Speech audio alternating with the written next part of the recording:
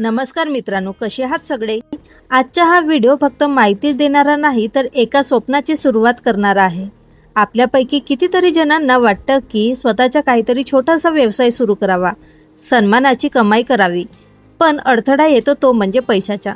मग आपण गप्प बसतो. पण मित्रांनो, निसर्गाकडे अशा काही गोष्टी आहेत ज्यामुळे आपल्याला शून्यातून विश्व उभं करायला मदत मिळते. आज मी तुम्हाला अशाच एका निळ्या क्रांतीबद्दल सांगणार आहे. ती म्हणजे अपराजिता चहाचा बिझनेस, ज्याला जगात ब्ल्यू टी म्हणून ओळखलं जाते. खिशात 1 रुपया नसतानाही हा प्रवास कसा सुरू करायचा हे आज मी तुम्हाला काळजापासून सांगणार आहे. हा व्हिडिओ शेवटपर्यंत नक्की बघा, कारण यात फक्त शेती नाही तर मार्केटिंगची गुंतवणूकही आहे.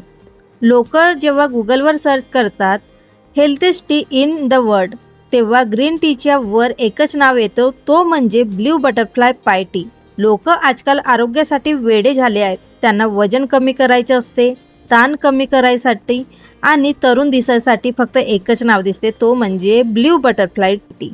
अपराजिता हे फक्त फुलच नाही तर एक सुपर फूड आहे. जगात त्याचे 1 किलो वाढवलेले फुलं 2000 ते 5000 रुपयापर्यंत विकले जातात. आपण आपल्या अंगणातली ही वेल फक्त शोभेसाठी लावतो, पण हेच आपलं खरं सोनं आहे हे आपल्याला माहीतच नाही. आता मुख्य मुद्दा बघूया. लागवड कशी करायची, बिया कुठून आणायच्या. जर पैसे नसतील तर तुमच्या ओळखीच्या कोणाकडे ही वेलं असतील तिथून वाढवलेल्या शेंगा आणा. त्यात काड्या बिया असतात. हे तुमचं 0 इन्व्हेस्टमेंटचे बियाणं. महाराष्ट्रातल्या कोणत्याही कोपऱ्यात हे झाडं तुम्हाला खूप बघायला मिळतील. याला खूप निगा लागत नाही. याला लावण्यासाठी खूप मोठी जागा लागत नाही. तुम्ही छोट्याशा कुंडीमध्ये सुद्धा एक वेल लावू शकता किंवा घरामधल्या छोट्याशा जागेमध्ये सुद्धा. फक्त एक छोटी वेल सुद्धा दिवसाला तुम्हाला 20 ते 30 फुलं इझिली देते. घराचा ओला कचरा किंवा शेणखत वापरा. केमिकल अजिबात वापरू नका, कारण आपण हा हर्बल टी म्हणून विकणार आहोत. फुलं आलं की व्यवसायाचा दुसरा टप्पा सुरू होतो. फुलं तोडण्याची वेळ प्रामुख्याने 7 ते 9च्या दरम्यान आहे.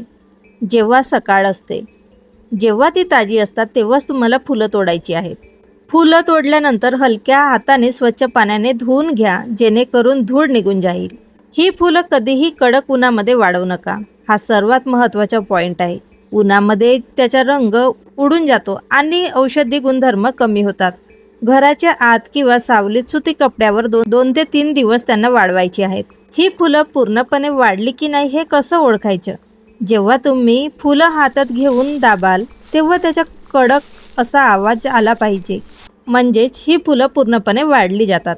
आता तुमची फुलं तयार आहेत, पण ती कागदी पुडक्यात विकली तर त्याला भाव मिळेल का? नाही ना.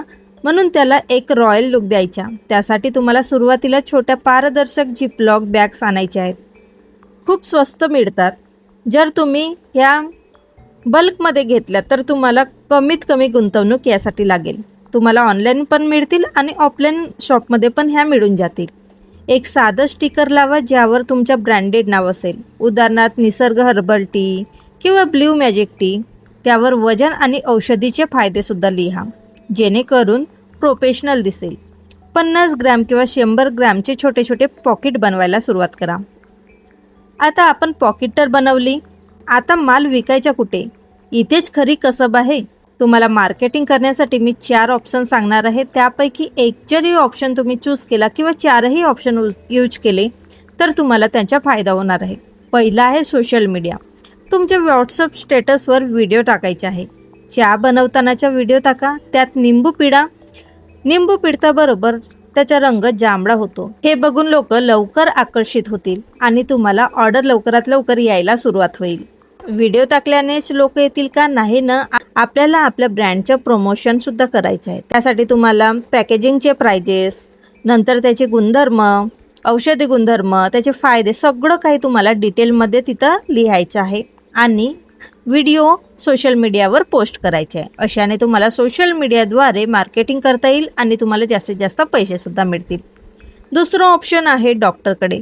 जे आयुर्वेदिक डॉक्टर किंवा डायटिंग सी रिलेटेड डॉक्टर असतात, त्यांच्याशी तुम्हाला संपर्क साधायचा आहे. त्यांना सॅम्पल द्यायचे आहेत. सर्वात आधी तुम्हाला फ्रीमध्ये सॅम्पल त्यांना द्यायचे आहेत आणि त्यानंतर तुम्हाला पैसे सुरू करायचे आहेत. अशाने सुद्धा तुमचा एक बिझनेस सुरू होतो.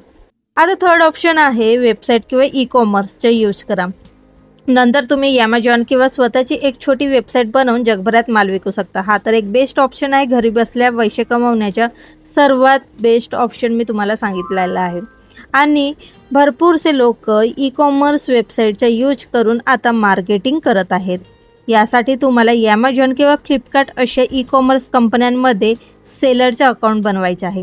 त्यानंतर तुम्हाला सेल करायचे आहे तुमचे प्रोडक्ट. चौथं ऑप्शन आहे हॉटेल किंवा कॅफे. तुमच्या शहरातील कॅफेशी संपर्क साधायचे आहेत.